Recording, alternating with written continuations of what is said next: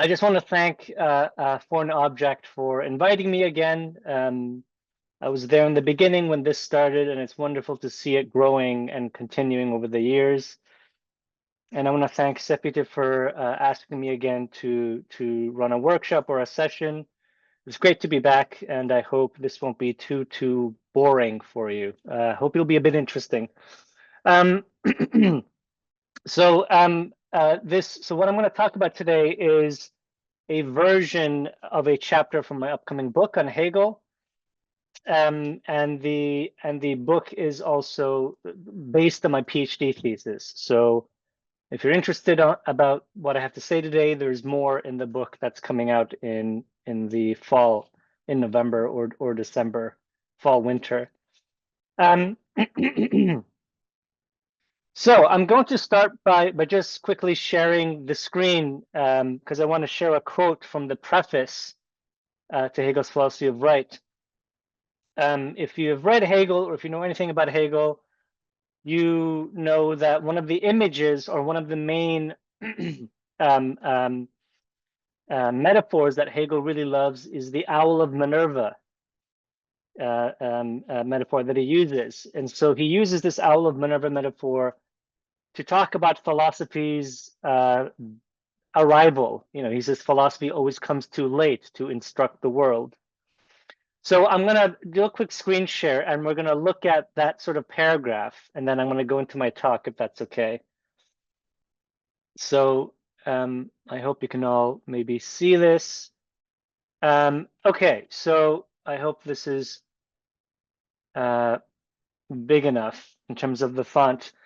So I'm going to begin here by just kind of reading this paragraph, and I want you to maybe, because it's an important theme, and I'm going to return to it in the talk.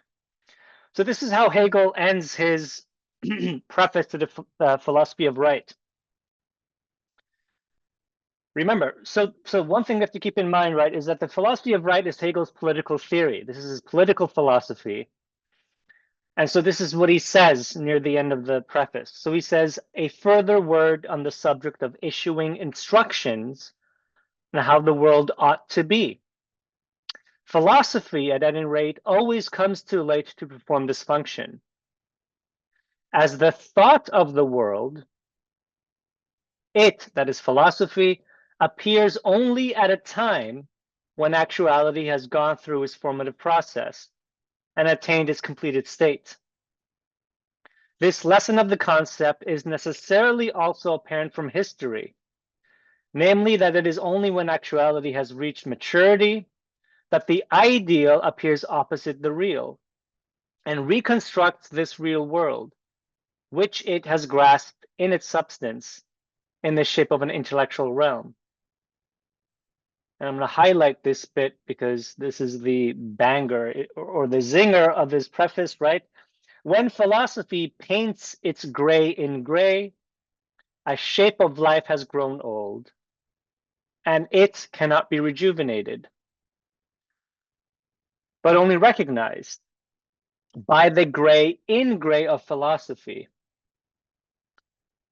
And the owl of Minerva begins its flight only with the onset of dusk.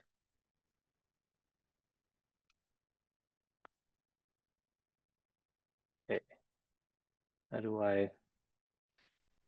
I'm going to try to exit this somehow. How do I exit? Sorry, Zoom is being okay. So I'm going to return to all of this in a second. But what's curious to note is, remember, this is a work of political philosophy, right? Political philosophy typically concerns with what ought to be the case, right? What is a good society? What is the just society? How should we organize political institutions? So political theory deals with what ought to be. And here we have Hegel saying philosophy issues new instructions, and it can't, which is bizarre. And this is what I want to kind of start the talk with. So, so Hegel's philosophy of right has been regarded as one of the most important works in modern political philosophy. Well, the ever-persistent criticism that Hegel's treatise, that is his philosophy of right, is an endorsement for the Prussian state of the 1820s is really no longer credible. The opposite, and now more dominant reading of the book, which is that the philosophy of right is all about making normative claims. It's all about political prescriptions, about how civil society should be organized, how the state should look like. This kind of reading of the philosophy of right misses Hegel's own point, which we just saw in the thing I shared, which is that philosophy does not instruct society. And Hegel says it cannot instruct how society should look like because philosophy always comes too late. It arrives after a certain social formation has already been formed and is on the decline. So the question becomes, how are we to read Hegel's philosophy of right? Is it a work of descriptive passive explanation, which is how people used to read his political theory, and they criticized him for it?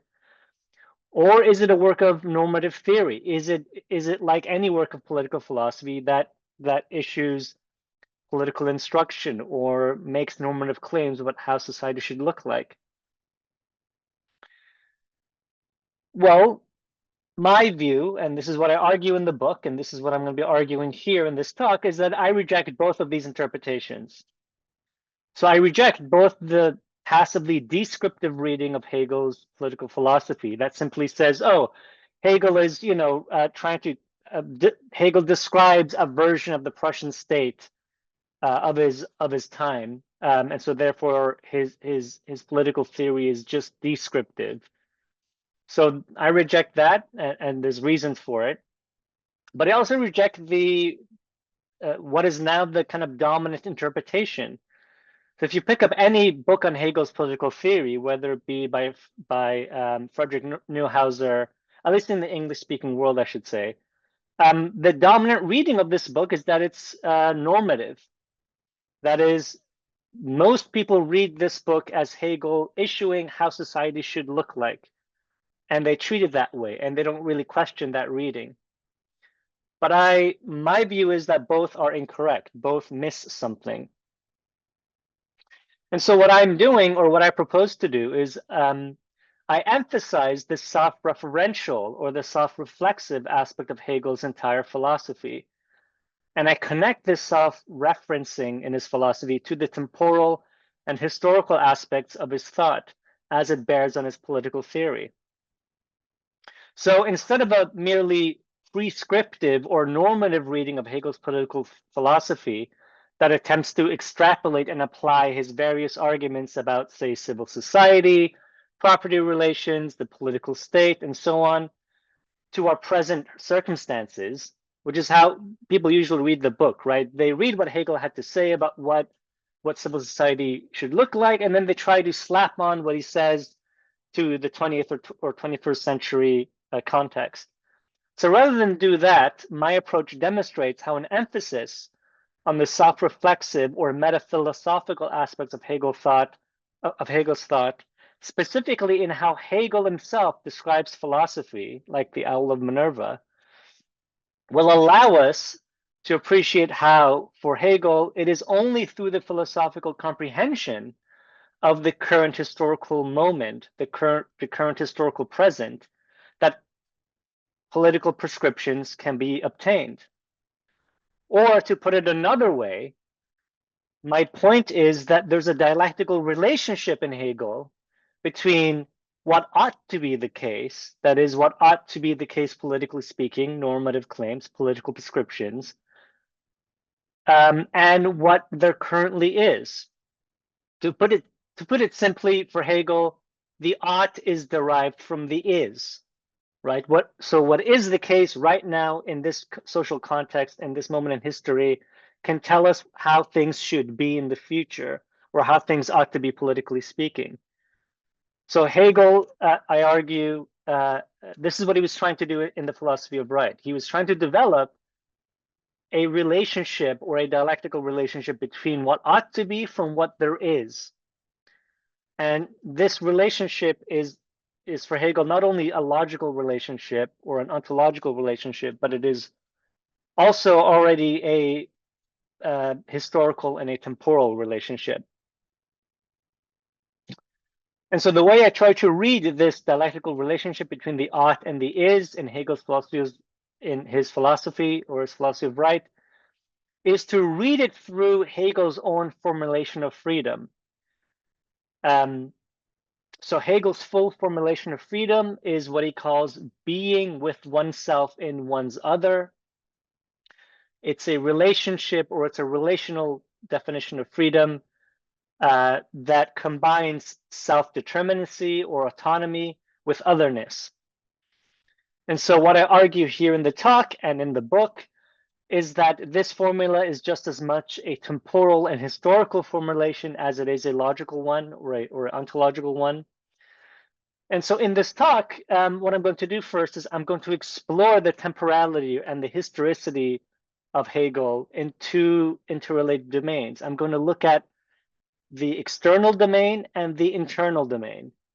So externally, I'm going to first look at Hegel's philosophy of right and how it reflects, in some sense, certain tendencies of his own historical period, which is 1820s Prussia, but also how it can't be reduced to this specific time in history. And then I'm going to look at the internal aspects of Hegel's philosophy, specifically his theory of the free will, his idea of right, ethical life, and the state. And finally, I'm going to end with saying something about world history and Hegel's famous end of history thesis. And just to give you a bit of a spoiler, I don't think Hegel has an end of history thesis, and I'm going to explain or argue why I think that is the case. And so what I try to show is that insofar as these concepts in Hegel, like the free will and ethical life and so on, insofar as they are external and particular shapes of the absolute idea, they express a historicity, since they are shapes of the idea of freedom in its historical process of realization. So not only do they have a historicity, I argue that their historicity is not reducible to historical time. So Hegel's idea of freedom as a social and political actuality is evident in the owl of Minerva metaphor that we saw just a moment ago, which expresses for Hegel philosophy's own temporal retroactivity. So Hegel claims that philosophy is the comprehension of its own time in thought, as he says in the preface. And so the owl of Minerva metaphor represents philosophy's belated arrival. Remember, he says that philosophy always comes too late to issue any political prescriptions. And so philosophy only appears when a certain social mode of life or a certain social formation has gone through its process of formation and has completed its final state for Hegel. And so Hegel's idea of philosophy, or how he understands philosophy's function, is that it comprehends its historical moment in time when that shape has grown old and cannot be rejuvenated. And so in a way, I'm going to be arguing that this owl of Minerva metaphor for Hegel captures the logic of how philosophy retroactively posits the inner necessity of the absolute idea's realization in historical time. So I'm going to quickly just define two key terms or concepts that I used throughout this talk, just so you hopefully have a better idea of what I'm talking about here. So when I say self-reflexive, self-reflexive or self-reflexivity, or it can also be understood as something that is self-referential, I'm using that word to refer to the inclusion of and the reference to a term or a concept in the development of its own exposition. So for example, if freedom is self-referential, that means the way freedom itself develops has to include the form of its realization into its own development. So it's self-aware or self-referential in that way. And the word irreducible, I'm going to use that word to designate how a concept or a thing or a being is not restricted, lessened, or lowered to the different conditions or circumstances of its context, even though it originates or emerges from this context. So it cannot be reduced to its context because it has characteristics or elements that go beyond or exceed its context. So if something is historically irreducible, and I think this is sort of Hegel's thinking about what he calls the idea of freedom, this means that freedom is a historical achievement. That is, it develops and realizes itself in history for Hegel, but it necessarily goes beyond history. So it's not simply reducible to a certain moment in time. There's something eternal about the idea of freedom for Hegel because it's synonymous with what he calls the absolute idea. And so we're going to see how Hegel's concept of absolute spirit marks the historical moment whereby spirit achieves self-awareness of the inner necessity of freedom's development in time and links the otherwise indifferent shapes of freedom as a necessary instantiated moment of its historical becoming. Okay, I'm going to quickly now just talk about what I mentioned before, the kind of external historicity of Hegel's philosophy of right as a text and as a work of political theory. So Hegel's political theory is historicist, which is apparent from the preface to the book, where he defines and identifies philosophy as he says, quote, the substance which is immanent and the eternal which is present within the semblance of the temporal and the transient. For Hegel, the absolute idea, which for him is the idea of freedom, actualizes itself by, quote, entering into external existence. And so by entering into external existence, the idea assumes a manifold of differentiated shapes and appearances and forms, which, quote, only the concept, he says, can penetrate in order to find the inner pulse and detect its continued beat even within the external shapes. So the form of the absolute idea, or the form of the idea of freedom, takes on in its actualization is external. So what he's saying here is that the idea externalizes itself in history. And this externalization is extrinsic to, or is the outer mode of, the idea of freedom, or the absolute idea, which is a logical idea. So when Hegel uses the term inner pulse, this refers to the infinite restlessness of absolute negativity, which is immanent to the idea.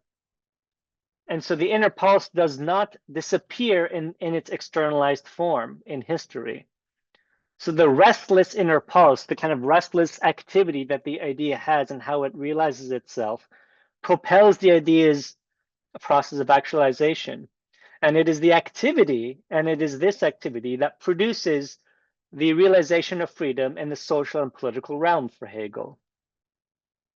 So he connects, and he says this in the preface and in the philosophy of right, he connects what he calls the idea of right to the absolute idea. So they're not two different ideas. The idea of right is just a version or a different mode of the absolute idea. Or we can think about it in this way: the idea of right for Hegel is a particular and finite shape of the infinite and eternal absolute idea. And the idea of right is a form of its external appearance in historical time. And so the temporal aspect of the philosophy of right is apparent if we think about it temporally. And by temporal, I only mean something that is of its time, that is, it expresses its own time, but it does so for a limited time. So something is temporal if it's of its time, but for a time, right? So it's limited by time, and it also expresses something about its own time, if you see what I mean. So when I say the philosophy of right is of its time, I mean that it captures its historical present moment in thought. And Hegel says this explicitly in the preface to the philosophy of right.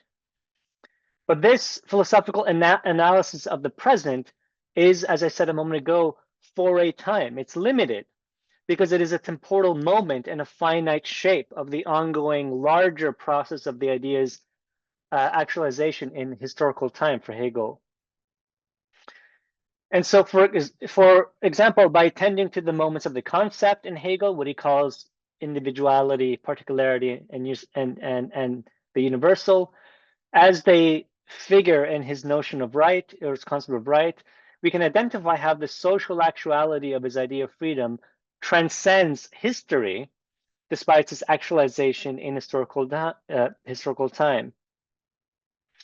And so we can further stipulate two dimensions of freedom in Hegel's philosophy of right. And these two dimensions follow that formula of freedom I talked about earlier, which is being with oneself and one's other. So the first dimension is what I call the political social dimension, which captures how Hegel understands the intersubjective relation between an individual's autonomy and the collective freedom of a social body politic. So how does your individual freedom relate to or connect with or come into conflict with the wider social world? So that's the social political dimension. The second dimension is the temporal historical, which expresses how the present mode of freedom is super or extra historical, since it goes beyond and exceeds its historical moment in history, despite being a product of it. And so in this sense, I agree with French philosopher Emmanuel Renaud that Hegel's philosophy provides a normative political theory in the, quote, form of historical diagnosis of the present. So this goes back to my original argument, which is that there's a dialectical relationship in Hegel between between normative claims of how society ought to be or how our political institutions should function. There's a relationship between that and a philosophical understanding of the present moment, of how things actually are. And so this is an entirely original reading of Hegel. Others have gestured towards this reading. What I do in the book is I offer a more systematic and more conceptually consistent account of this across all of Hegel's work.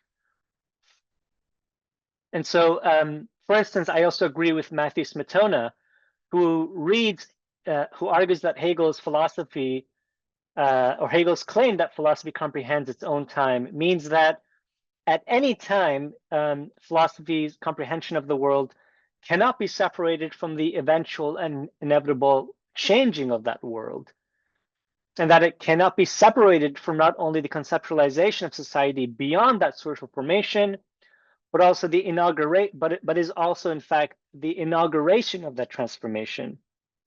Or to put it simply, Hegel's philosophy of right is both, like I said before, descriptive and prescriptive, since its self-referential temporal historical dimension allows for a transformative political theory to be derived from the diagnosis of the present moment in history. And so, if I am emphasizing here the self-referentiality of Hegel, my point is that Hegel's philosophy of right itself performs this function, which is why, in a sense, Hegel's philosophy of right has been criticized to be an apologelia or a endorsement of a certain version of the Prussian state of the 1820s. Even though that's largely being rejected as interpretation, we can see how and why critics would point that out. And it's not a coincidence that they point it out, because as I try to argue, Hegel's own text performs the very function that I'm arguing in this talk.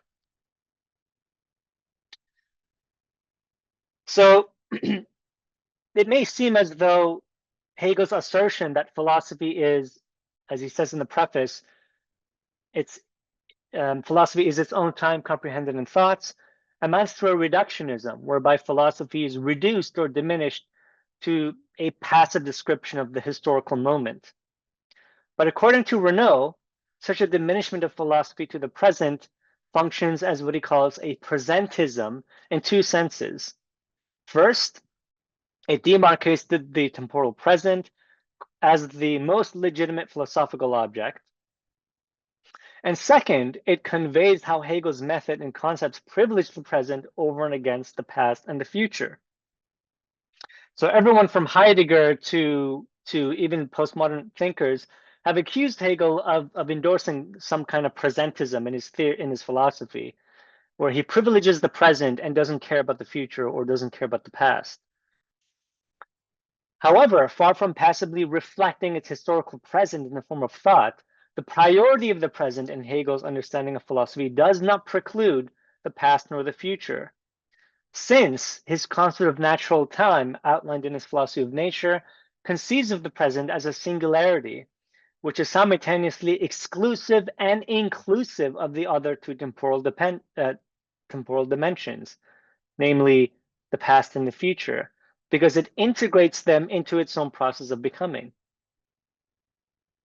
So Hegel argues, right, that the concept of the present is a finite now moment that self-sublates or transforms itself, and therefore is so the present moment, the now for Hegel, is the result of the past, but it is also pregnant with the future.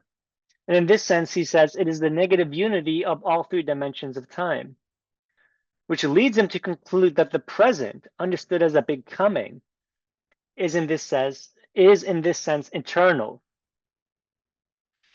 And so to this extent, as Renaud notes, the present for Hegel is eternal since it is the actual present that emerges from the absolute idea's ongoing process of actualization in history. And so this process of actualization is comprehended by philosophy because it is rational for Hegel. And so I'm going to quickly just talk about the other most famous sentence or half a sentence from Hegel's preface to the philosophy of right, which is the famous "what is rational is actual and what is actual is rational." And so I argue that there's a temporality here in this statement by Hegel. And this temporality becomes more evident if we consider this statement more closely. So the actual has undergone a process whereby it becomes fully developed. Its status as an actuality has to be established through an activity of becoming. And so since Hegel identifies the actual with self-manifestation through the actual's own intrinsic activity, what achieves actuality is not a timeless and rigid established state of affairs, but it is something that is ontologically subject to change through its own self-production. So for example, if we assume that the existing social and political status quo is something that has been historically established and is now dominant, its prevalence for Hegel and its persistence as an actuality is not something that is eternal, but will necessarily dissolve and disintegrate at a certain moment of time in history. And so again, we have to remember that what's unfortunate is that in English, a previous translation of Hegel's philosophy of right translated this sentence as "what is rational is real and what is real is rational," which is not a good translation because Hegel himself makes a distinction between what he calls Wirklichkeit in German, which is actuality, and a reality. So the real for Hegel isn't identical to the actual. But if you look at the previous translation, it reads "what is actual is real," which creates all sorts of confusions because people think Hegel is saying what is the case here and now is the actual, or is the real, which is rational. In fact, what Hegel is really saying in this statement is that what is rational is this activity of actualization. So he's identifying rationality with an activity, with a development, with a process, not with a state of affairs. So he's emphasizing a process of becoming, not a rigid, inert state of being, or a rigid state of being. So in this sense, I agree with Renaud again when he points out that Hegel's emphasis on the temporal present is what allows him to, quote, produce a theory of the art from a historical diagnosis of the present. And so the rational here is actual for Hegel, since the very content of reason is identical with this activity, with this actuality. And again, we have to remember that actuality is a process which Hegel defines or understands as an activity of self-manifestation. And so while the actual for Hegel exists, not everything that exists or has concrete existence is actual, since to be actual involves a process of self-determination, where the conditions for its existence originate from itself as opposed to being external to it. So an example of this, right, is, again, if we think of a political state or a government, say the United States today, or say any European country, or any Canadian, or the Canadian state. Pick any country you want, right? So for Hegel, a political state that fails to live up to its own constitution can be said to exist, but it is not fully actual because it hasn't really realized the internal laws of its own self-determination. So if an existing political state is failing itself, legally speaking or constitutionally speaking, for Hegel, we would make a distinction between pointing out that it's not fully actualized, it's not fully realized because it's failing as certain aspects of his own constitution, but we would acknowledge that it exists in reality despite its failure as a fully realized political state. So that the actuality of the rational in Hegel's philosophy describes an activity finds its more forceful expression in his 1817-1818 lectures on natural right, where he says, and I'm going to quote this sentence. So there, Hegel gives us another version of what is rational as actual, and this is what he says. He says, "What is rational must be, but it has its existence only in the self-consciousness of a people." So I'll read that again. So there he says what is rational must be, but it has its existence only in the self-consciousness of a people. And so it is essential to note here that his declaration, what is actual is rational and what is rational is actual, not only goes the one way, it goes the other way. So it goes from rationality to actuality, but then he adds the other part to it, which is he identifies the actual with the rational. And so there's a circularity here. And so the circular nature of this identity and unity is significant because it signals their self-determining activity. So in the sense, regardless if you begin from the rational thought determinations of Hegel's logic, or you begin from the actual phenomena of the social and political institutions, what Hegel is pointing at is that we inevitably arrive at their unity or their identity here. And so the temporality of the statement is also self-referential, I claim, because it refers to Hegel's own understanding of philosophy's relation to history and time. So that Hegel, that philosophy only rationally grasps the actual is because, as he says, remember in the preface, philosophy grasps the present moment only when actuality has gone through its formative process. And in this respect, for Hegel, philosophy always comes too late. And so the inner necessity of the established actual is only discernible through the work of philosophy. But as he says, right, the owl of Minerva, or philosophy always comes too late. So while the rational comprehends the actual for Hegel, this comprehension, which is philosophical, is always late. It's never on time. It's always late to the party, so to speak. And so in this sense, and this is part of my argument, this signals that there's a logic of retroactive temporality operative in Hegel's statement, what is rational is actual and what is actual is rational, which refers to the comprehension of the rational necessity of the actual state of affairs, which only occurs after the fact because philosophy always arrives too late. So here we see that Hegel's statement that the rational is actual is not a denial of transformation, but in fact is an endorsement of it, right? So contra the old translation, which read that the rational is real, when we really look at what Hegel is saying here, the rational is actual and the actual is rational, he's highlighting and he's pointing to an active form of transformation and philosophical change, and an act of social and political change. Okay, I'm going to quickly now talk about another aspect of this kind of external historical aspect of Hegel's philosophy of right, namely how it, namely the whole Prussian state aspect of it, right?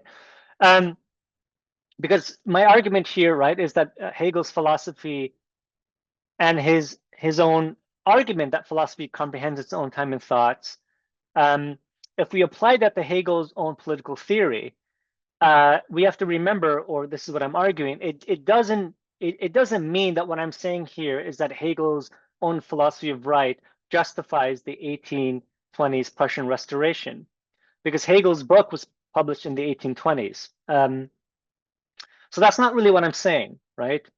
So the view that Hegel's philosophy of right is a justification for, or tries to apologize for, the Prussian state has been widely rejected by scholars who have demonstrated time and again that there are significant differences between Hegel's arguments in the philosophy of right and the Prussian state of the 1820s. So, for example, Hegel's arguments for an elected legislature, or his arguments for a constitutional monarchy and trial by jury, these things did not exist in the Prussian society of the early 19th century. So, so there are immediate differences between what Hegel is doing in the philosophy of right and the Prussia of the 1820s.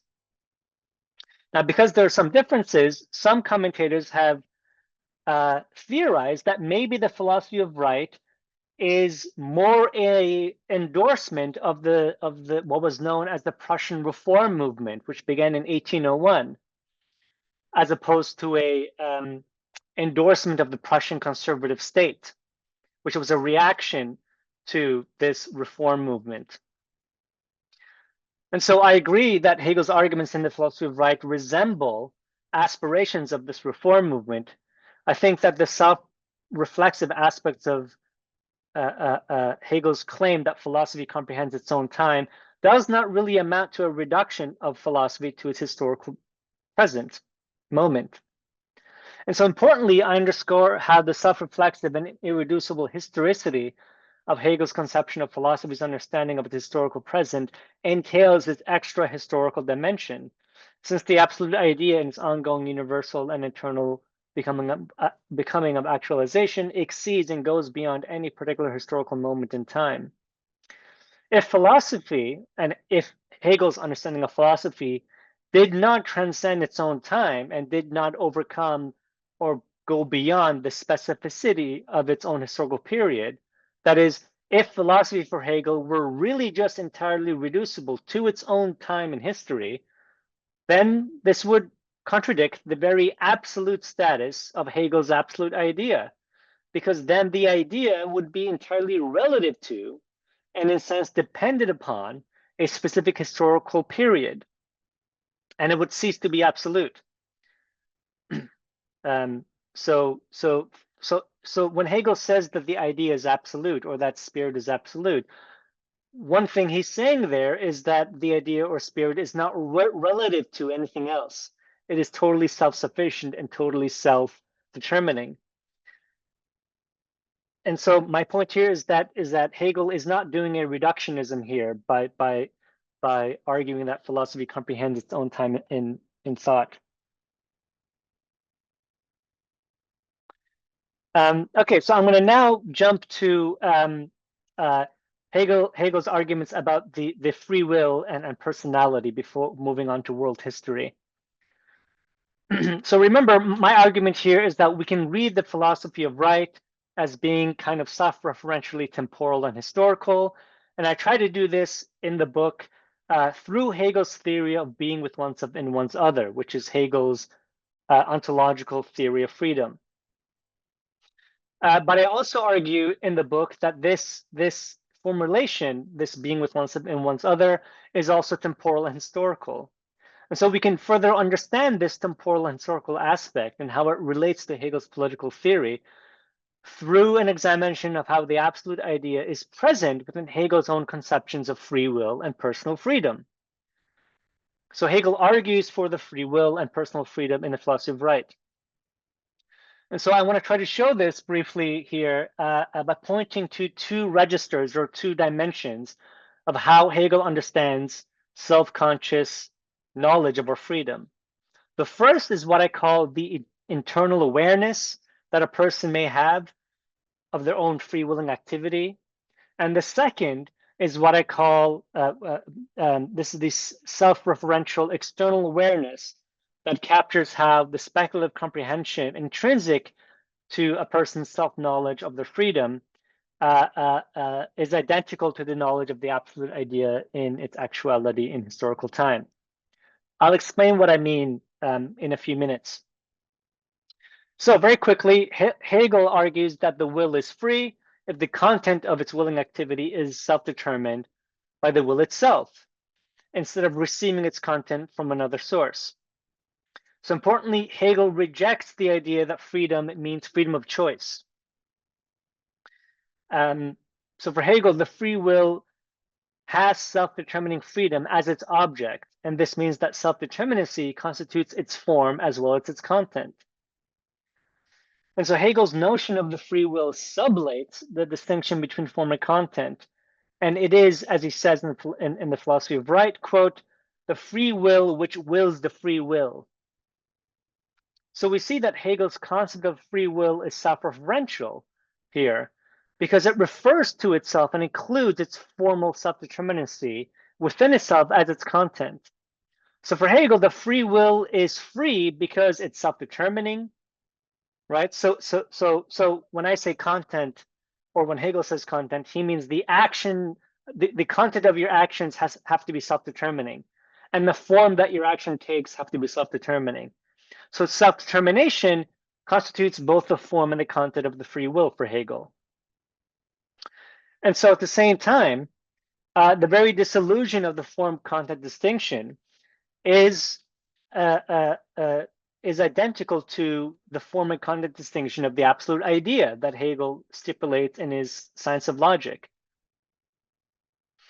And so he identifies free will with being with oneself in one's other by arguing that the will posits itself, quote, as an other.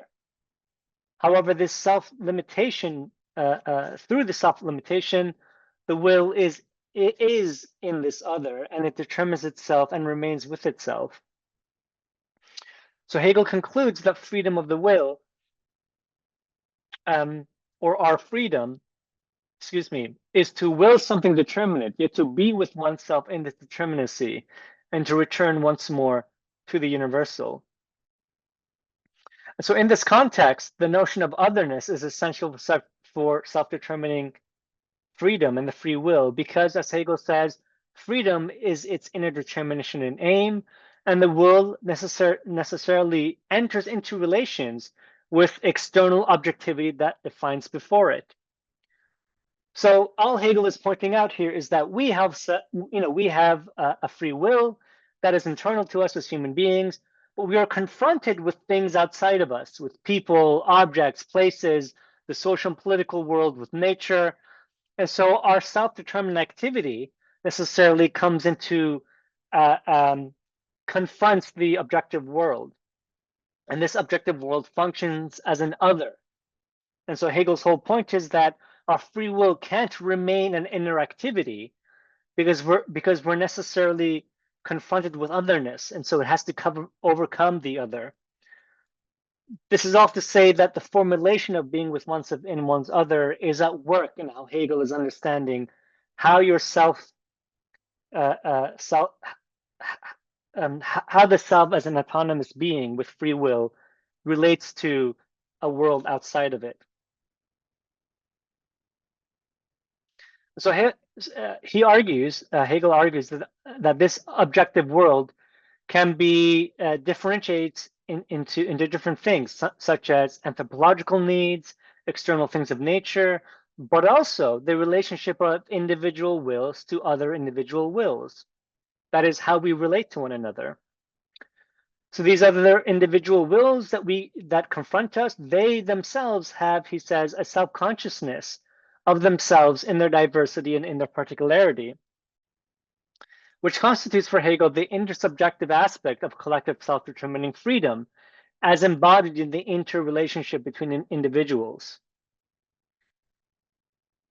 And so Hegel rejects what he calls the atomistic principle, which privileges the individuality of the human being over and against collective social life. So this atomism, or this atomistic way of thinking about you as a self-determining free being, for Hegel consists, he says, in taking pride in one's own individual interest and not in what is communal, or not in what is collective. And this, he says, is harmful because it has brought about the decay of the social body, because atomistic individuality lacks any political power. So he's not saying anything super new here. This is, I mean, this makes sense, right? So if you think about, if you just emphasize, or if you just think about your own freedom and your own interest, you're going to lack political power, because political power comes from organization and comes from collective interest, right? And so Hegel emphasizes that it is extremely important, he says, that the masses should be organized, because only then do they constitute a power or force. Otherwise, if they're not organized, he says, they are merely an aggregate, a collection of scattered atoms. And so he says, legitimate power is to be found only when the particular spheres are organized into a unity. And so here we see that what he calls being with oneself and one's other is really important, because for Hegel, it constitutes a collective understanding of human freedom, because it captures the sublation and integration of otherness into individual human free will without annulling the difference between individuality and collective social freedom. At the same time, it expresses the social and political importance of human freedom's collective and communal aspects, in contrast to this atomistic idea of individuality. With respect to human free will, the relation between the differentiated and external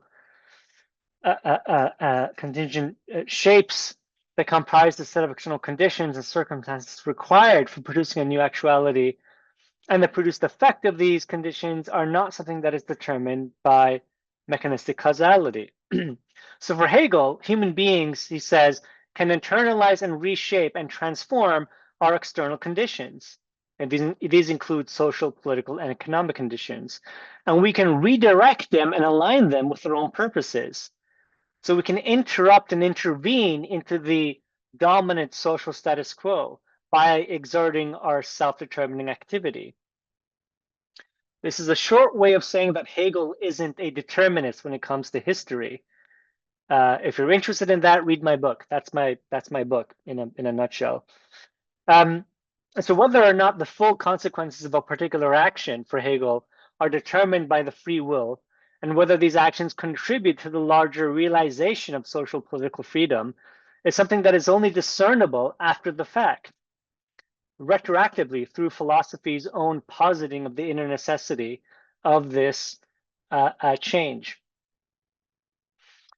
And so I'm going to move now to Hegel's theory of personhood in relation to freedom.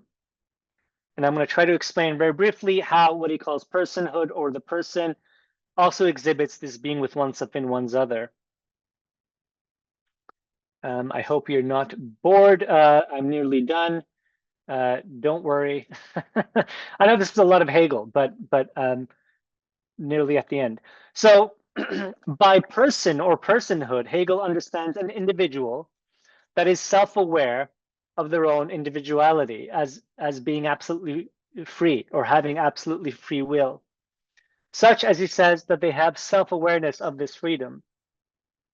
So personality consists of the self-knowledge that an individual has of themselves as the content and purpose of their willing activity. Since, as he says, quote, as this person, I know myself as free in myself. So we have free will, but once we're conscious of free will, we constitute what Hegel calls a person or personhood. So a person's self-consciousness of their freedom involves for Hegel the fact that we are, or they are, simultaneously a finite being. Yet we are totally purely self-referential, he says, because the person knows themselves as universal and infinite through their own finitude. And the reason Hegel thinks this is because he thinks, very briefly, he says that because, so self-consciousness for Hegel just means you're aware of the fact that you're an individual, that you have thought and you have self-consciousness. And because you have self-consciousness, you're aware of the fact that you have self-consciousness. So your awareness of your awareness becomes an infinite loop, and it's universal. And so the irony here is that this infinite universal loop of self-awareness is embodied in a finite mortal human being.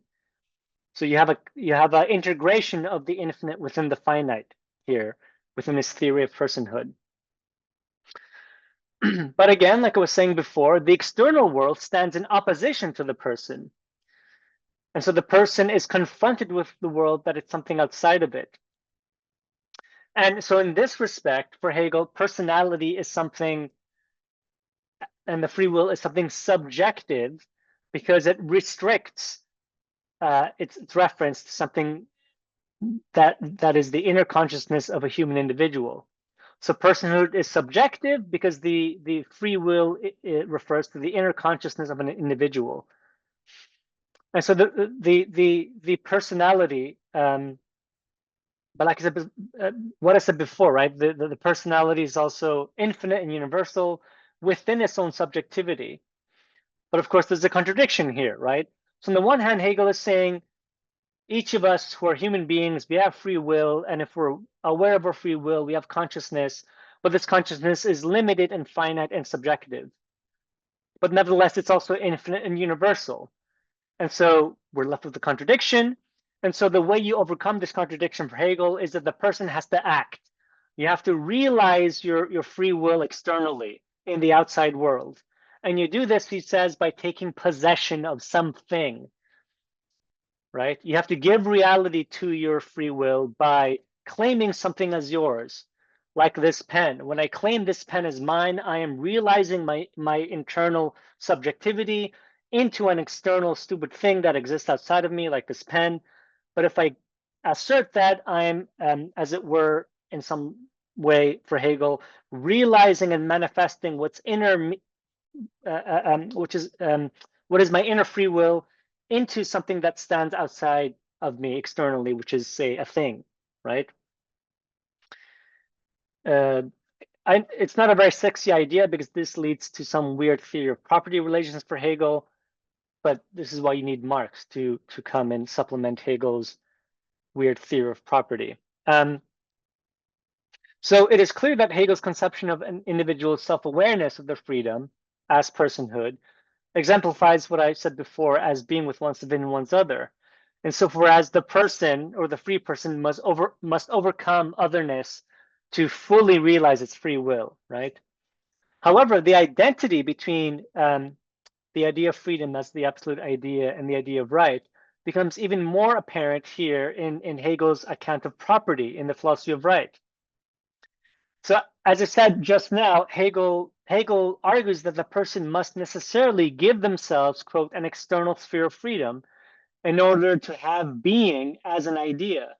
So in order for the person to have any kind of existence as a free being, they have to claim a thing. They have to have a property that is theirs because they manifest their inner free will into an object. For Hegel, a thing here differs from personality because it is something that is impersonal, it is unfree, it lacks rights, it doesn't have consciousness. And in this sense, it is the exact contradictory other of the subjective person, right? So my pen doesn't have consciousness. So again, if you like object-oriented philosophy or object-oriented ontology, Hegel has bad news for you. Pens and objects don't have consciousness, at least according to Hegel, and so they are necessarily an other to us, and so we can possess them, we can claim them, we can sublate them, right? We sublate their otherness, and we form a connection to them. And so in a sense, right, Hegel says this sublation of otherness constitutes how we can maintain our self-determining freedom within our possession of something. And so as a free-willing subject, I am, he says, quote, an object to myself in what I possess, and I only become an actual will by this means of possession, which constitutes the genuine and rightful element in possession. So my free will, right, the free will that I have internally, only becomes an actual thing, only becomes realized if I take possession of something. But you have to overcome otherness. But when I do that, I don't lose the inner actuality of my free will, right? So you don't negate yourself by possessing something. You just kind of extend your self-determinacy. You externalize your self-willing activity. So here's an example of what I mean, right? This is Hegel's own example. So Hegel gives an example of Roman law. And this example is instructive, I think, because it allows us to appreciate how his distinction between the universal concept of right, which I'm arguing exceeds any of its particular historical instantiations. It allows us to appreciate this distinction between the particularity of the universal notion of right and the merely historical contingent version of the theory of right that we get, right? So Hegel says that under Roman law, right, human beings were only identified by persons through their social status, which meant that it was not a universal law. It depended on your social status to be a person under Roman society. And so personhood only applied to a certain small segment of people in Roman society, in the Roman Empire. So for example, the fact that Roman law sanctioned children as being the property of their fathers demonstrates for Hegel how a legal stipulation in an existing society at a particular moment in history, the Roman Empire, can itself be unethical and unjust because this legal stipulation contradicts the very universality of the idea of right. So Hegel is saying, look, you have Roman society, and by law, it says only certain people are persons, and other people, like children, are the property of their fathers. So you have there an unethical and unjust law that is nevertheless a finite particular shape of the universal idea of right. So it is a partial realization of the idea of right. It's not a full realization of it. Why? Because some people are still not counted as fully persons, like children and slaves and women and so on. So Hegel says, well, here we have an example of a legal a stipulation in a society, in history, that is unethical, unjust, yet nevertheless exemplifies a certain aspect of the universal idea of right. And so that a particular historical instantiation of right diverges from the universality of right illustrates a difference here, right, between the eternal and infinite universal idea on the one hand, and this kind of particular specific form that this idea takes in a specific moment in history. And so, though the movement whereby the person who externalizes their free will takes possession of a thing and follows the formula of being with oneself and one's other, the fact that the person is aware of this movement constitutes what I call their internal awareness.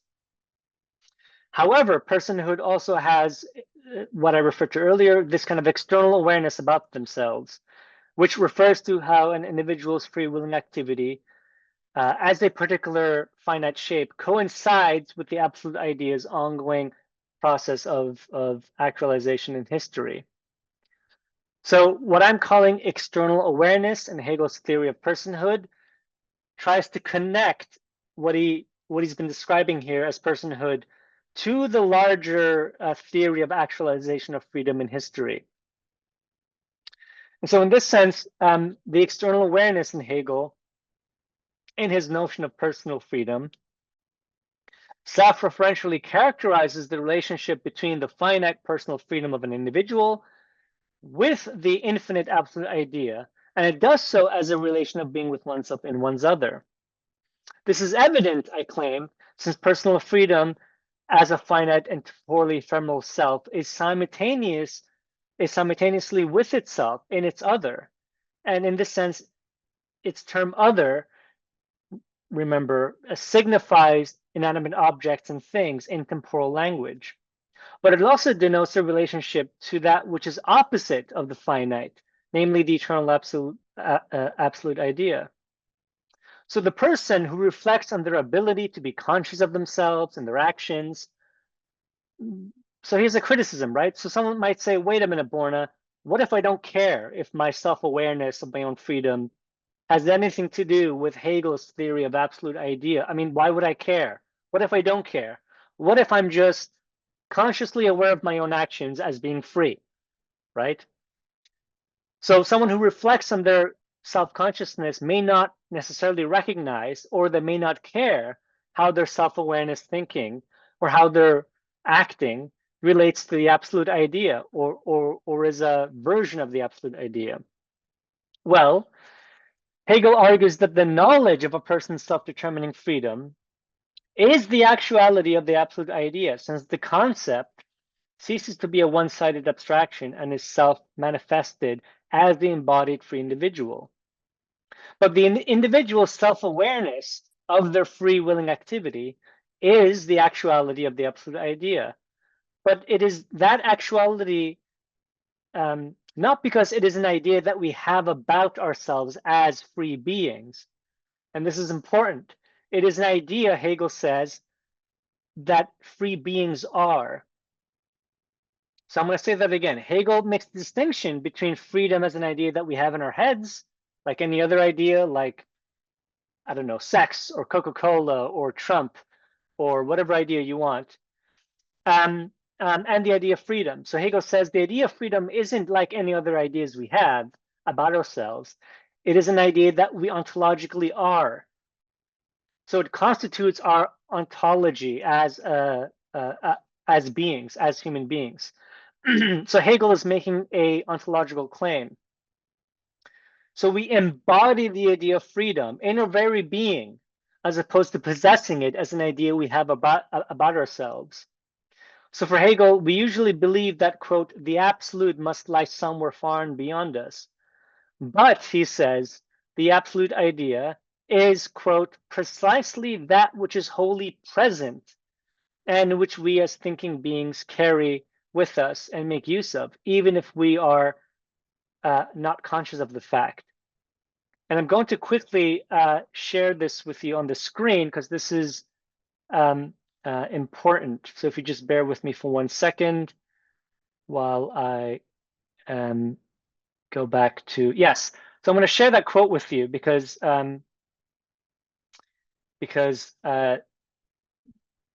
not many people read Hegel, and when they do, they don't read him closely, which is annoying. So this is the I hope you can all see this. So here Hegel is talking about the absolute idea. So he says, rather than thinking about the absolute as being something that exists far and beyond us human beings, he says it is something, the absolute is precisely that which is wholly present with us, right? And which we, that means you and me and all human beings, which we as thinking beings always carry along with us and make use of, even if without explicit consciousness of the fact. So if the criticism is that, okay, what if I don't care that my free will or my awareness of my free will relates to the absolute? Why should I give a shit? Hegel is saying, yeah, you shouldn't really give a shit, but you're forgetting that the absolute is already there within you and that you're making use of it even if you're not aware of it, right? So this is Hegel's point. Even without explicit consciousness of the fact, we always carry the absolute idea with us and we always make use of it. For Hegel, the absolute idea is just his idea of freedom. It's just this. The absolute idea is what he calls self-determining freedom. Okay, nearly done. And so the fact that he says here that we carry the idea with us and we make use of it through our actions, irrespective of whether or not we're aware of this, is crucial. But it is a mistake, I think, to think that we use the absolute idea in all our actions. And this isn't what Hegel is saying. Because remember, Hegel acknowledges that we act out of freedom of choice. But he rejects the idea of freedom of choice as proper freedom, because freedom of choice for Hegel involves arbitrary and contingent content, which we derive from other sources that aren't self-determinacy as such. So, freedom to choose between A or B isn't really freedom for Hegel. So he's not saying we use the absolute idea all the time, every time you make an action. He's saying when we act freely and when we use our free will to do something, to realize self-determinacy, we are making use of the absolute idea. And so that we are not always conscious of the absolute idea's presence within us is something that is consistent with Hegel's claim that spirit's movement in history works through a cunning of reason, where the particular actions of individuals may contribute or may not contribute to the actualization of freedom, regardless of their own motives. And it is also conscious or consistent with Hegel's claim in the phenomenology of spirit, that spirit's phenomenal shapes occur, as he says, behind the backs of consciousness. But the internal awareness and the external awareness of free will and personhood that I'm outlining here, they don't contradict one another, since a person can be self-conscious of the free-willing activity without any reference to how their actions are particular and infinite shapes of the infinite and absolute idea, right?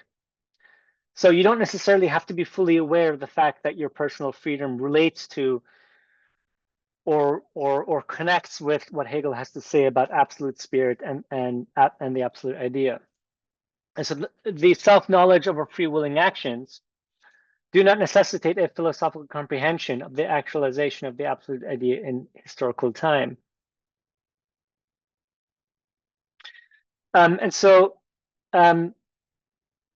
given Hegel's insistence on the presence of the absolute idea within us and our use of it, the speculative knowledge of the identity between our free-willed actions and the historical realization of the idea of freedom lets us deliberate and interrupt the mechanistic causality of the chains of history by internalizing the different social and political conditions that we find before us.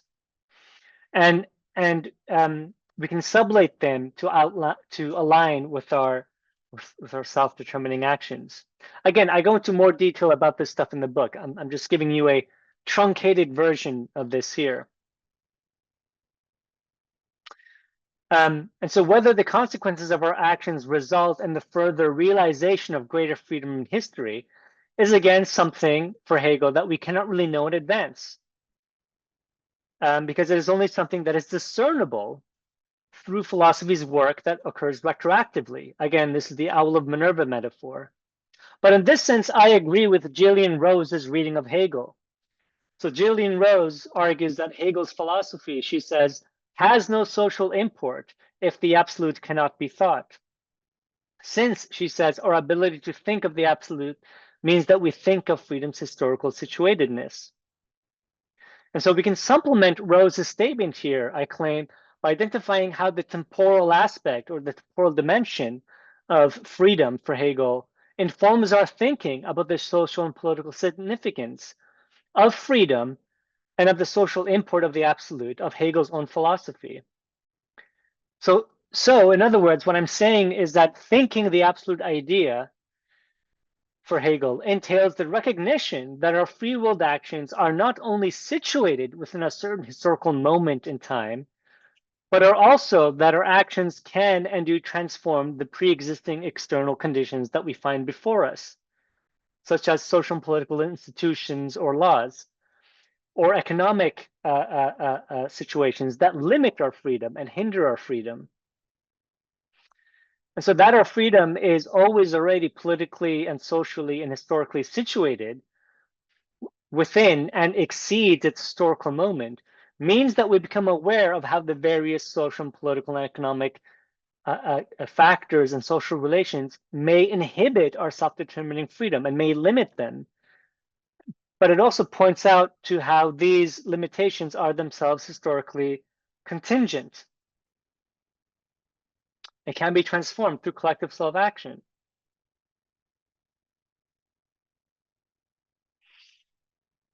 Okay, so I will now talk about Hegel's theory of ethical life and the political state before ending with his with the idea of end of history and why I think Hegel doesn't have an end of history thesis.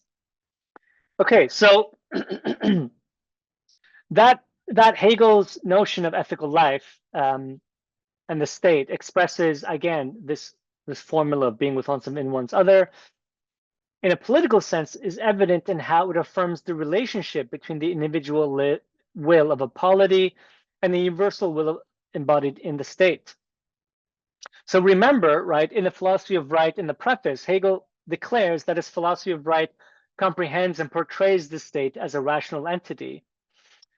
And in this endeavor, it necessarily distances itself, he says, as far as possible from the obligation to construct a state as it ought to be. And he says we must rather show how the state, quote, as the ethical universe should be recognized, end quote. So for Hegel, what he calls ethical life is the idea of freedom as, he says, the living good which has its knowledge and volition in self-consciousness and its actuality through self-conscious action. So the state, so that's ethical life. What he calls the state refers to the actuality of freedom, since its social and political institutions reflect the free will of individuals, such that the individuals recognize themselves in the state. But we have to remember that Hegel distinguishes, or he differentiates, what he calls the state from the political state. So the political state for Hegel is just governmental institutions, right?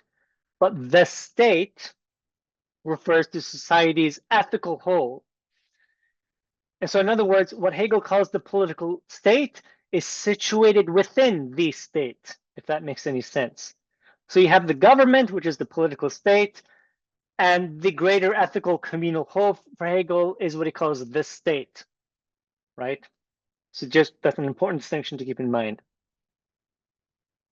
And so as a social community through which individuals recognize their free will in this state, that is the ethical whole, it is, quote, so the state is the reality within which the individual has and enjoys their freedom, but only so far as they know, believes in, and wills the universal. However, Hegel points out that within the state, freedom becomes its own object, but this does not mean or imply that the free will of the individual is, quote, simply satisfied through the universal will, and that the individual free will is merely a means to the universal.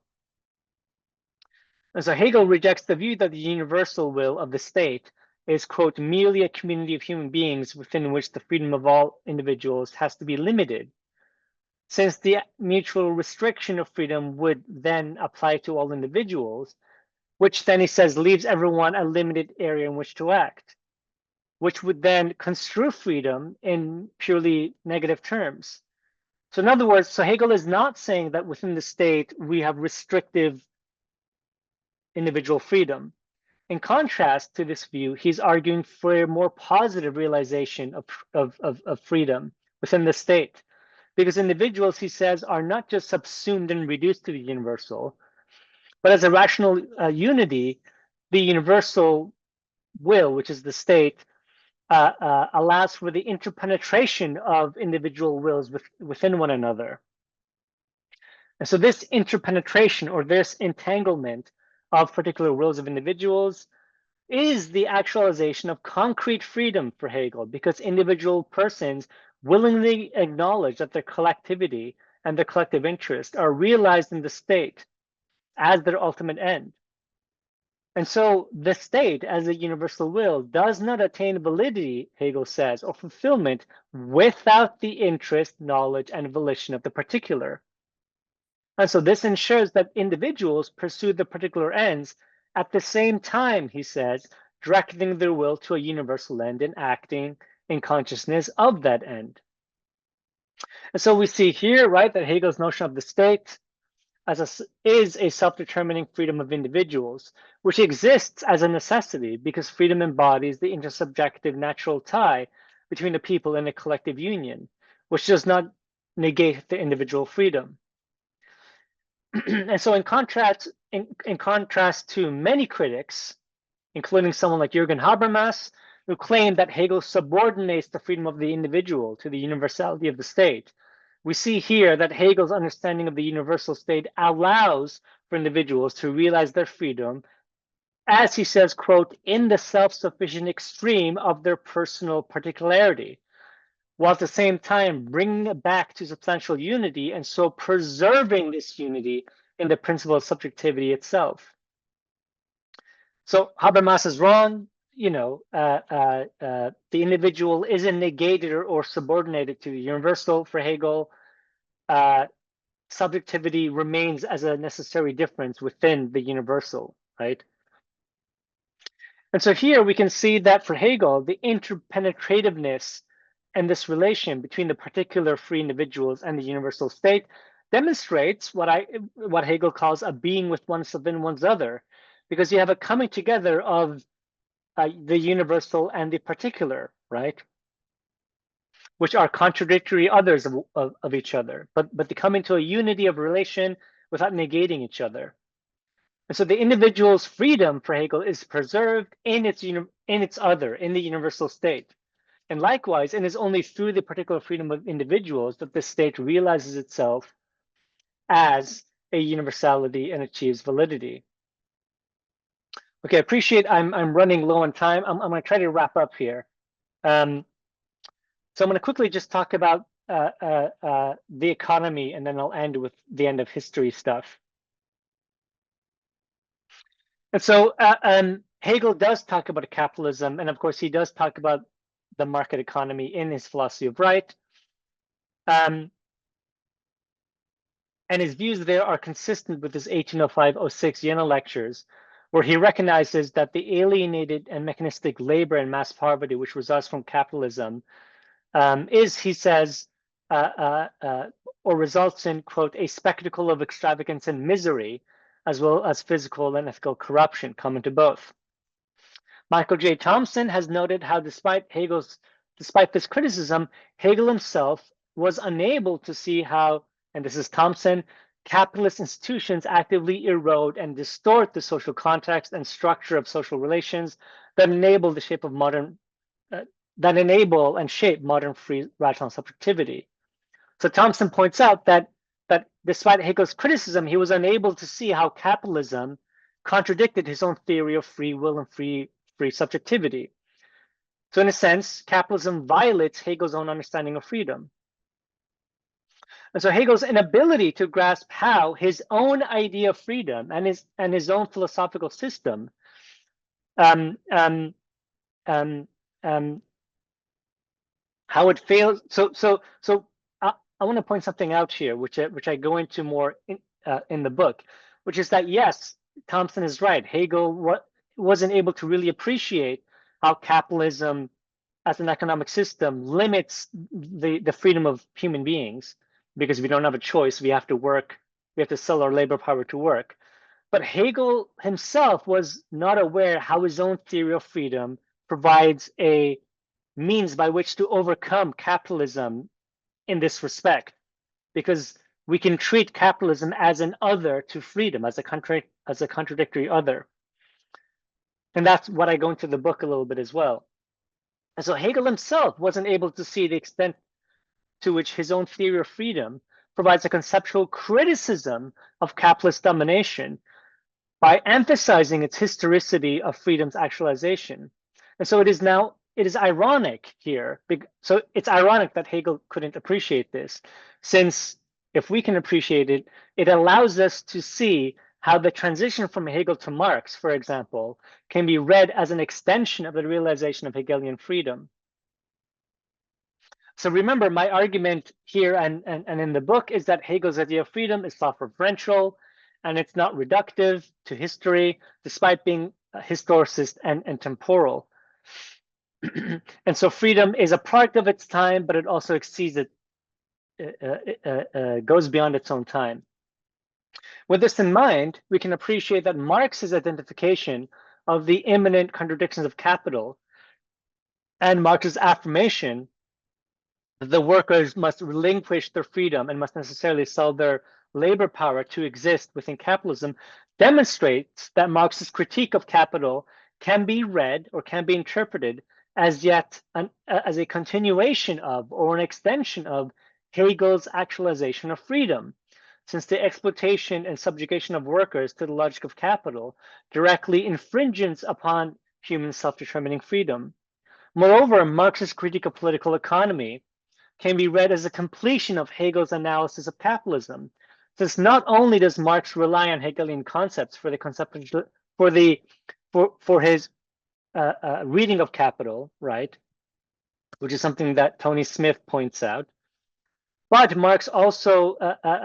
Marx's systematic account of the inherent contradictions of capitalism through the dialectical method in a way fills the gap left open by Hegel's own limited treatment of capitalist market economics in his philosophy of right. So in this sense, Hegel's inadequacy or his inadequate analysis of capitalism in a philosophy of right finds its logical fulfillment in Marx's dialectical and critical diagnosis of the capitalist mode of production, which in turn reflects the historical and self-reflexive overcoming of specific historical contexts through the activity of Hegel's absolute idea. Since the idea's ongoing process of actualization in history drives it to realize modes of self-determining freedom in previously unactualized spheres of social formation, including the economy. Or to simplify, what I'm saying here is the argument I am making about the self-reflexive and irreducible historical temporal dimension of Hegel's philosophy of right.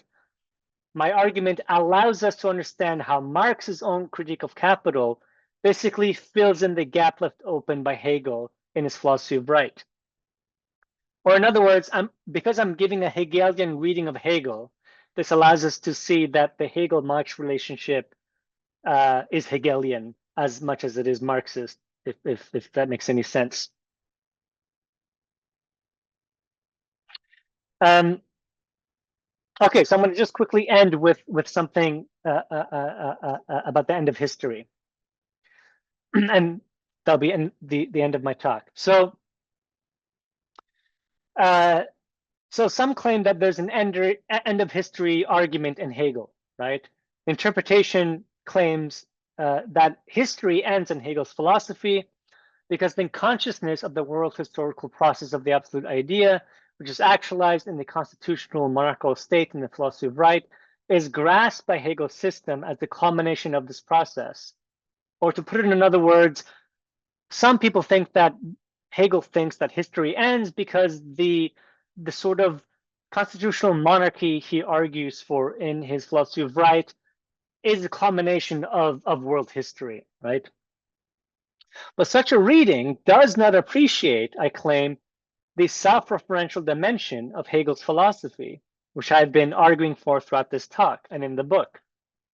For example, Friedrich Engels, Marx's comrade and fellow Marxist, Engels argues that because Marx's system achieves humanity's self-awareness of the absolute idea's realization in history, history, Engels says, necessarily comes to an end, since we can now grasp the realization of the idea in the Prussian monarchical state of the philosophy of right. In a different approach, Alexander Kojev, right, famously argues that Hegel's identity of the concept with time suggests that the concept's existence is finite.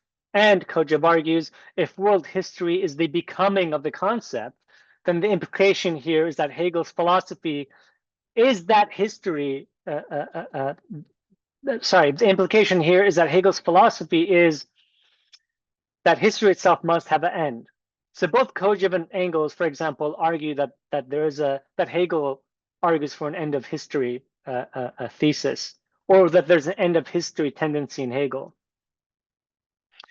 However, despite Hegel's argument that the historical development of spirit culminates in the rational concept of the political state formulated in his philosophy of right, the discrepancy between Hegel's depiction of the political state as a constitutional monarchy and the existing monarchy of the 1820s Prussia means, remember, there's a difference between Hegel's theory of monarchy and the Prussian monarch of the 1820s, right? And this difference means that, contra Engels, the notion of the political state in Hegel's philosophy of right is not fully actualized and realized. Crucially, we must note that Hegel's philosophy of right itself as a book doesn't end with monarchy. If you've read the book, or if you look to the end of the book, the last section of the book is world history. It's not Hegel's argument for monarchy. And he understands world history as the universal ideas process of realization, which gives spirit its actuality. And so because the notion of right for Hegel completes itself in world history as the iteration of the absolute ideas becoming in historical time, this is evident in the final section, in the very last paragraph of the book, of the philosophy of right, where Hegel argues that the secular realm of the social and political sphere and the spiritual realm of the eternal sphere of the concept has, he says, now reached the stage of absolute opposition, even though they are, quote, rooted in a single unity and the idea.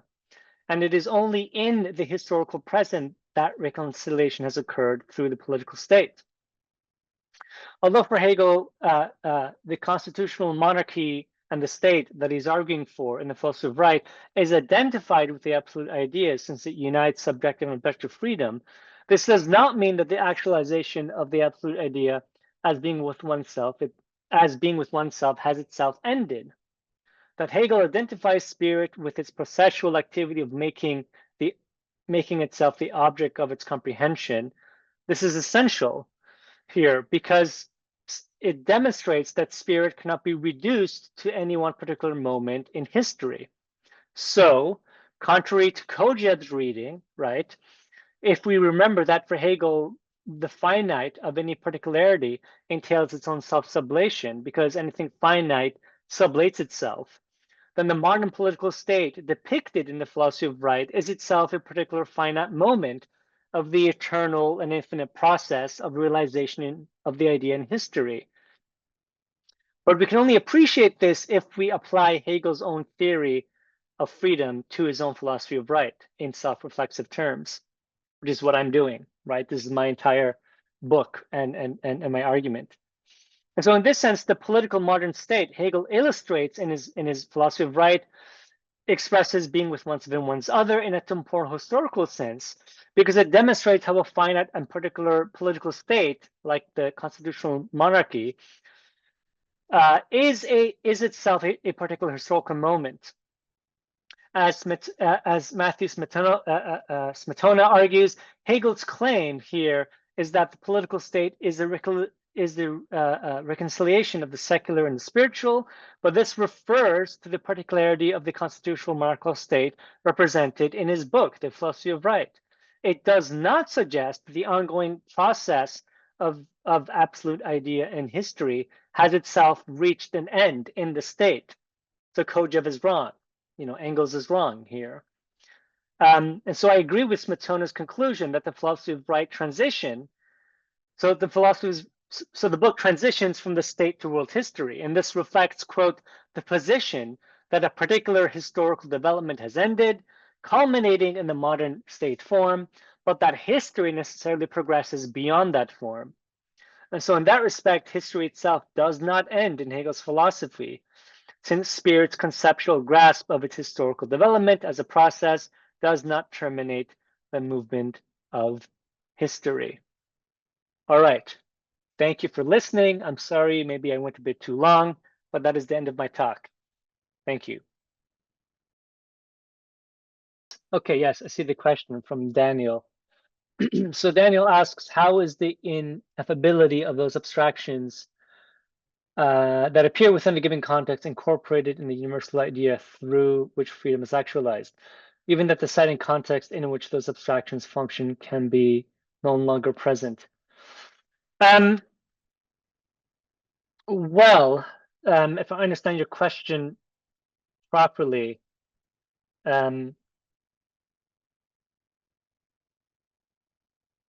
Well, if I'm understanding your question, you seem to be asking about the relationship between, say, the abstractions of Hegel's ideas and the context. Is that right? And so if they're incorporated, you're asking, right, right. Okay, yes, thank you. The question focuses on the relation between site-specific ideas and universal ideas. Well, it's right. Thank you for the question. I didn't go into this too much into the talk because it would require a lot of interpretive work that's done in the book. But essentially, this is kind of the entire point of what Hegel calls the absolute idea.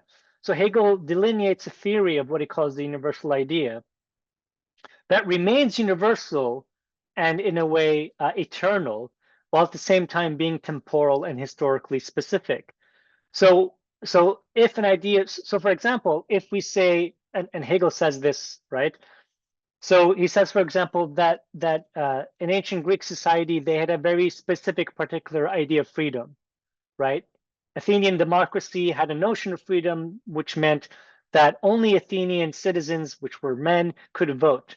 But that was a version of freedom that was specific to that historical period.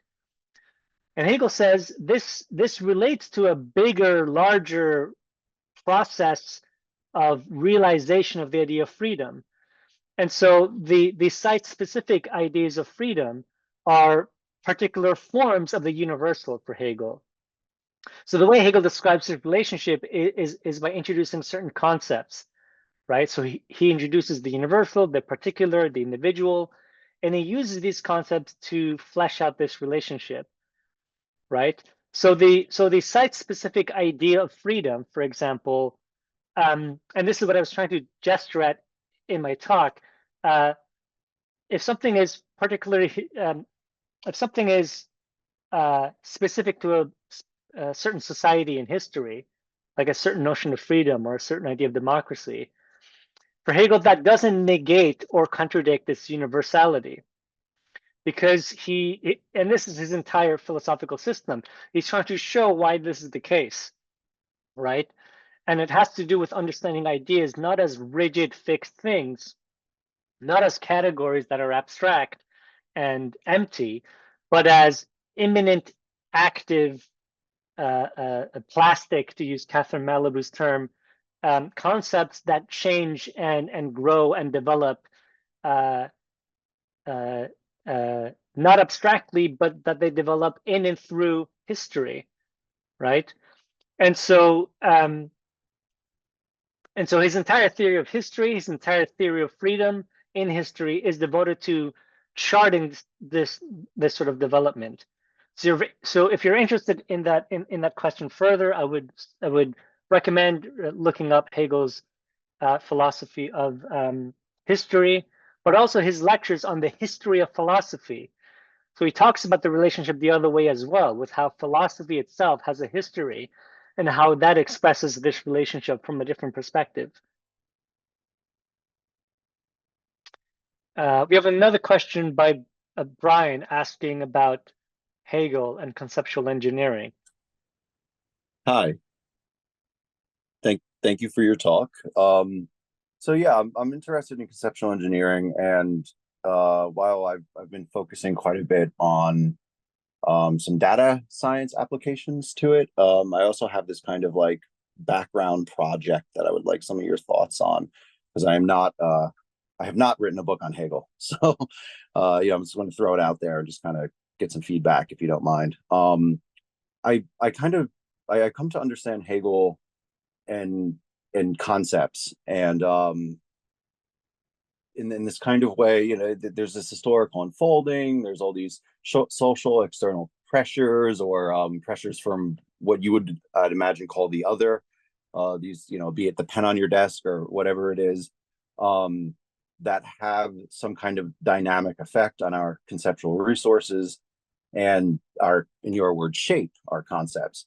And I think that's all like totally true. I mean, you know, I think we are historically conditioned, and so are our thoughts. But I also kind of really fucking hate that. And I see conceptual engineering as this kind of like potential emancipatory thing, not in the sense that it will eliminate the shaping that the external world has on our concepts and on our concepts, our thinking, because I don't think we should get rid of it completely, nor could we, but rather that I wonder, like, what does the Hegelian say to the philosopher interested in kind of like taking the wheel back a little bit? You know, like we're all embedded in this world where we just see and hear people saying things and like these guiding ideologies that are just so incredibly stupid. And you just think like, oh, you know, if there's just a little bit of like conceptual cleanup there, things could go a lot smoother. And yeah, I see conceptual engineering as doing that kind of thing. So I wonder, like, what happens when we start kind of tinkering with our concepts, and what does Hegelian like respond to that sort of thing? Because, like, I mean, you know, the whole slaughter bench of history thing doesn't make me very happy. I don't like being tied to the slaughter bench. I don't like being part of an unfolding dialectic. I think of it as kind of brutal and slow. And you know, there's just sometimes I wonder, like, if I had a little bit more control over my conceptual resources and everyone else did, well, maybe we wouldn't get stuck so often in like a particular ideology or something. But yeah, I'll stop spewing. If you have any thoughts on that, I'd greatly appreciate them, and thank you for your talk again. Yeah, no, thanks. Thanks for the question. I mean, so the key thing to remember here is that I mean, in a way, Hegel wants he wants his cake and he wants to eat it too, right? So he's not simply saying, and this is sort of what I was trying to highlight in the talk a little bit. So of course he's pointing out that, look, history and context matters. We in a way we can't escape it, right? Yeah. But on the other hand, he's also not simply saying that it's all entirely context and history and there's nothing we can do, or rather that all our ideas and concepts are entirely determined by history, because he hates that kind of crude reductionism. Right. And so what I argue in the book, and I mean others have kind of argued this before. It's not anything super original. I just have my weird continental spin on it, which is that in a way Hegel. So Hegel isn't a free will determinist, meaning he doesn't think that we're determined by history, right, and that there's no freedom. But neither is he a free will absolutist, which is the opposite view that that we've which says that we are free because we have by virtue of our will, and nothing determines us. He is the third option, which today would be described as compatibilism, right? Mm-hmm. Which is that the truth is somewhere in the middle, and it's messy, which means that and I mean, we see this all the time, right? That people's everything from how we dress and the haircut we get, and what we think looks cool, and we are conditioned by things outside of us all the time, whether it be diet, food, culture, whatever it may be. And when we become aware of that, we can change. And so the fact that you have subcultures, you have people who go against the grain, who don't like the status quo, who just do their own thing, kind of affirms Hegel's point, which is that the truth is somewhere in the middle here, which is that on the one hand, yes, we are kind of in a way conditioned by and influenced, maybe influence is a better word. We're influenced by factors outside of us, like culture and society and religion and our upbringing. We're socialized into an already existing world with its own values and weirdness. But of course, with knowledge comes power. So if we have awareness of that fact, we can create pockets of freedom in a certain respect. We can kind of wiggle ourselves around a little bit. But also Hegel's point, and I pointed this out in the talk, Hegel also says, well, if you're aware that you're a self-determining free being, your actions as a human being means you can incorporate things outside of you and redirect them. So you can intervene into history, into the social world, into the economy, like what students are doing all over the states now on campuses, right? Protesting the Gaza genocide, for example. Like if Hegel were alive, he would say, yes, that's history. That's people taking action because they're intervening in what is perceived as the status quo. So Hegel wants it both ways. He wants to acknowledge the fact that history and the social and political world informs us and conditions us, but he also wants to leave room for, and this is important for him, our ability to reshape that status quo and reform it, right? And so this is why Yeah. I was this is why I said early in the talk that both of the readings of Hegel's philosophy of right miss the point. You either read it as a passive description of the Prussian state, which isn't true, or you read it as a work of political liberal theory, which just kind of tells you how society should look like, which isn't true. They both miss the point, which is like these two things for Hegel are dialectically connected. I hope that explains your question or answers your Yeah, question. no, thank you for the feedback. I appreciate it. Corey, would Um, you like to ask a question? yes. Sure. Yes. Hi, Borna. Hey. Did you see my question there? I'm happy to elaborate on it, or if you just want to take the question, that's fine too. Yeah, right. Yeah, thanks. Yes. Hi. You're asking if I'm arguing that it's an isomorphism between Yeah, self and the specifically state. around the idea of constitution, right, as applicable both to the individual and to the collective. Right. Well, do you mean constitution in the political sense or in? Well, I think that's what's interesting about it, right? Is that it has those multiple senses. And so we can talk about the constitution of the individual through freedom, but we could also, and it would make just as much sense to talk about the constitution of the state through freedom. And Yeah, it seemed yeah. like that was sort of the way you were going, but I wanted to see if that was the case. Right. I mean, a little bit. So yes, I mean, yes. So constitution in the political sense is obviously a part of it. I'm just a bit wary here because Hegel annoyingly differentiates constitution from determination, right? So if something is free, it's self-determining for Hegel. He doesn't say that it's self-constituting, right? Now what that would mean politically, right? So for example, when he says when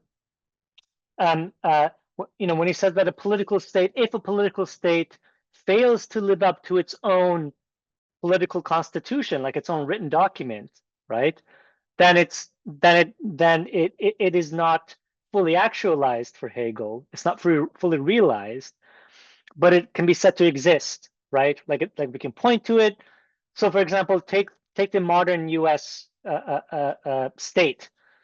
By any metric, by any measurement, the U.S. government for decades and decades has been failing its own laws and constitutional claims, right? One example would be, right, the fact that it's been arming Israel for decades, which violates its own law, right? The U.S. is not allowed by law to fund any known foreign body that is violating human rights. So there you go. That's a perfect example of what Hegel is talking about. There you have a political state that is failing to live up to its own political constitution, and so it's not fully actualized. However, I want to maybe make that distinction and say maybe I would say that on Hegelian terms, you could maybe say that nevertheless, Americans who are taken to the streets, who are practicing their freedom, who are engaging in political and social action, want to fully realize and go beyond the political constitution of America because they realize that it's incomplete, right? So they're using their own self-determining activity to push beyond the political constitution of existing 21st century America, both in its constitutional written form as a document and as its failed reality as a social and political reality, if you see what I mean. So I would say to your question that yeah, I think Hegel is playing with the double meaning of the word constitution, but I think the important missing concept there is self-determination, right? Which allows for an extra element to be introduced, if that makes sense. I hope that makes sense. Yeah, it does. Thanks. Okay. All right. We have another question. I'm just going to read this from the chat. This is by, pardon me, I'm going to mispronounce your name, Rutwij.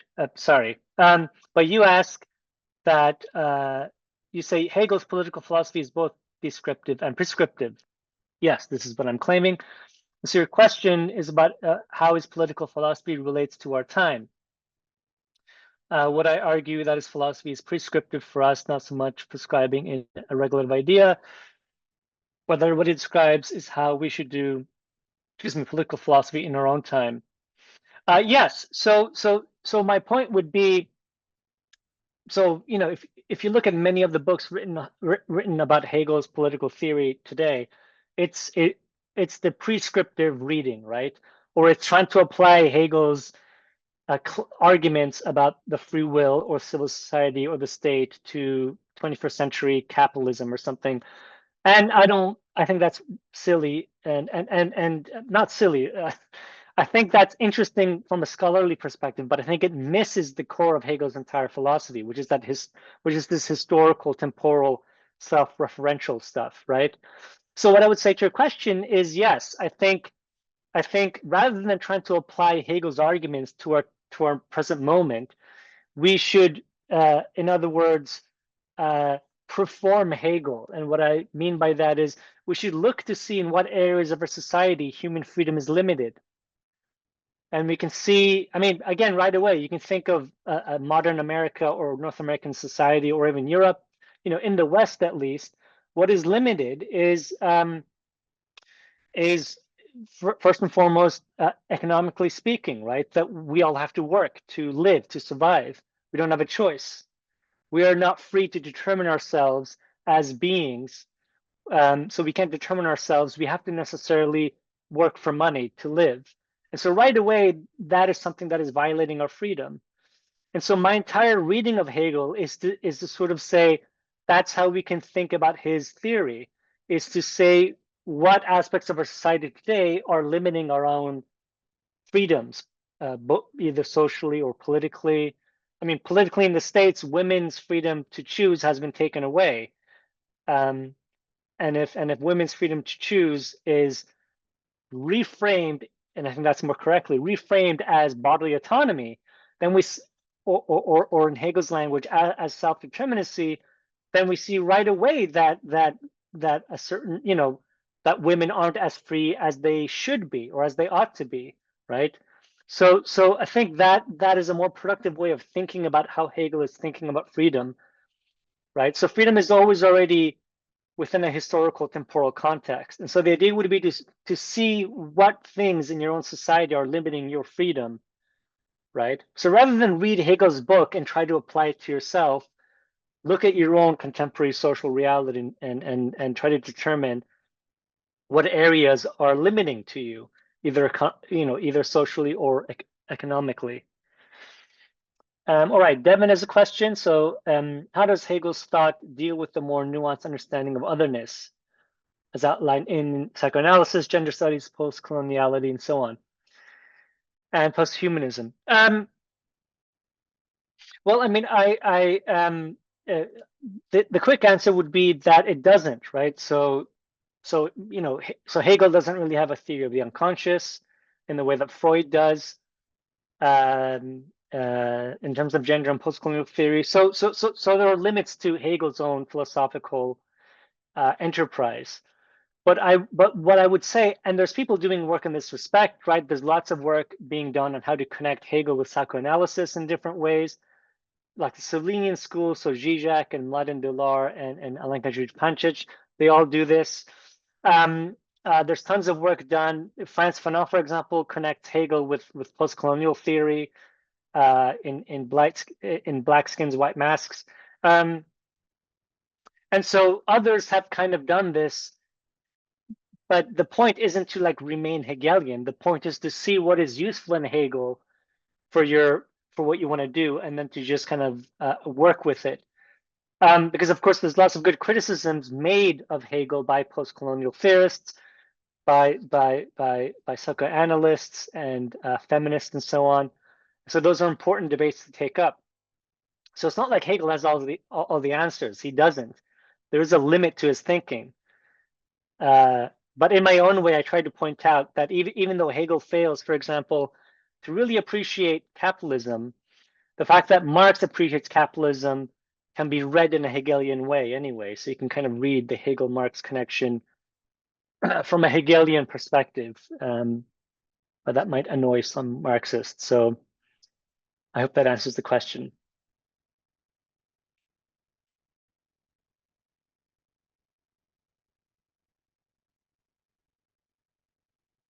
Any other questions or comments?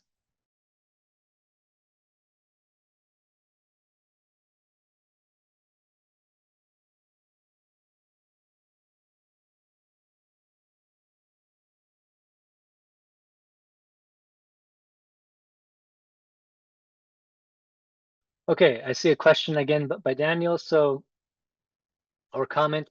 So Michael J. Thompson's diagnosis of the investigation of critical theory denounces the primacy given to the formal aspect of the ethical action and determinate to the content of those lives in which that form is enacted. Okay. Well, right. So yeah, I think that is the same Michael Thompson. Well, right. I mean, my work and his work are probably different. So he's not too convinced by the I mean, I haven't read his work on critical theory necessarily. But if what you're saying is true, if he denounces the primacy given the formal aspect of ethical action, well, I mean, at least for me, if I'm understanding you correctly, and if I understand Thompson correctly, if he's specifically thinking about critical theory like Lukács and others, that's a bit of a different topic. As far as Hegel is concerned, Hegel himself, dissolves the content form distinction. So I'm not sure if my comment or what I have to say might be helpful there. But yes, the Habermas Hanneth modern critical theory, like Habermas and Hanneth, is not very critical, unfortunately. So they're missing, even Hanneth, who's maybe a bit more Hegelian, they kind of miss key things in Adorno and in Benjamin and so on.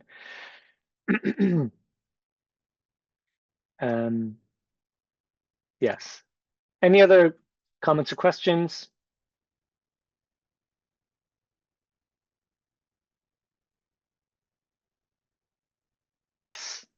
Well, I mean, like I said, I'm happy to come back at some point and do a more relaxed chat as opposed to me just talking at you for 2 hours. Well, thank you so much for listening. I really appreciate all of you attending. And thank you again to Foreign Object and Sepideh for organizing this. It was a lot of fun. Thank you so much.